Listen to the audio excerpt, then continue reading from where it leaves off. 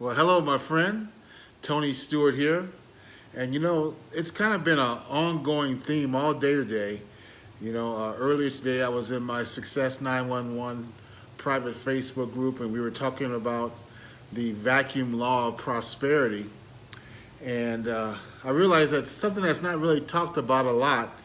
And so we talked about it. I'll explain what that is in a moment. And then went to church and one of the big takeaways from church today, because my church, we have a Saturday night service, then we have 3 services on Sunday, and I've been watching it virtually, so I was watching it from home.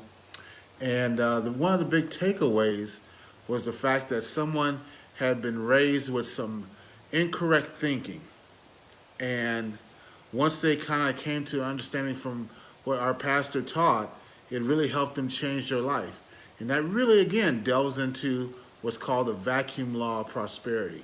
Now, defined is that in order for you to get something new in your life, something at a better level, something brand new that's more in line with what you want, you have to make room for it, meaning that you have to be willing to give up for it. Bob Proctor talks about this, and when he talks about it, he shares a story about his aunt who wanted new drapes. But before she could get new drapes, she had to let go of the drapes she had, and for a period of time let the house be without drapes. And sure enough, once she did that, ideas started coming forth to make those drapes appear, and my goodness, they got the drapes they were looking for. And it applies to a lot of things physically. It could be clean out your closet. I was talking to my Success 911 group about cleaning out the closet and giving things away and so forth. But it also, and most especially, refers to your mind. The Bible talks about renewing of your mind. And when you think about a renewal, first thing that pops in my head is something like a magazine subscription. You renew that. And what are you doing? You're saying you want the new stuff that comes from additional subscription or additional issues of that magazine. It's a renewal. In order to make room for that new stuff, unless you want to have your house that shows up on HGTV under a pack rack kind of thing, to make room for those new magazines, you have to give up the old ones, right?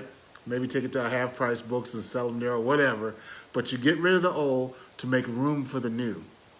And going back to this example that I heard in church tonight, this lady had some real misperceptions about how God works. And and she had some misperceptions about his character. And what ended up happening was, by being exposed to our pastor and the things that he taught, he helped her understand God's true character. And that, first, she was resistant to get rid of that old idea. She didn't want to let go of the old stuff. So she wasn't willing to create the vacuum. That's the vacuum law of prosperity. She wasn't willing to create the vacuum in her mind. But once she was able to do that, and she did it by doing her own research and so forth, studying the Bible and whatever, and once she was able to do that, then she could embrace this new information that brought her life to a new level. So give us some thought today. What are you thinking of? What preconceived notions do you have that you might need to get rid of? A lot of times the old way of doing things can hinder you as you work towards your goals. As we always say here, success is the progressive realization of a worthy ideal. Well, in getting to that worthy ideal, there may be things that you have to let go of, let go of some old thoughts to make room for the new thoughts, so you can make that progression towards your worthy ideal. So get out some thought today. If you'd like to know more about my Success 911 group, it's a private group. Inbox me. It's free to get in there, but I want you to go ahead, and if you'd like to be involved with that, send me a private message. I'll give you some information on that. Other than that, think about what I said. Get rid of the old stuff to make room for the new. Have a blessed day, and we'll talk to you soon. Bye-bye now.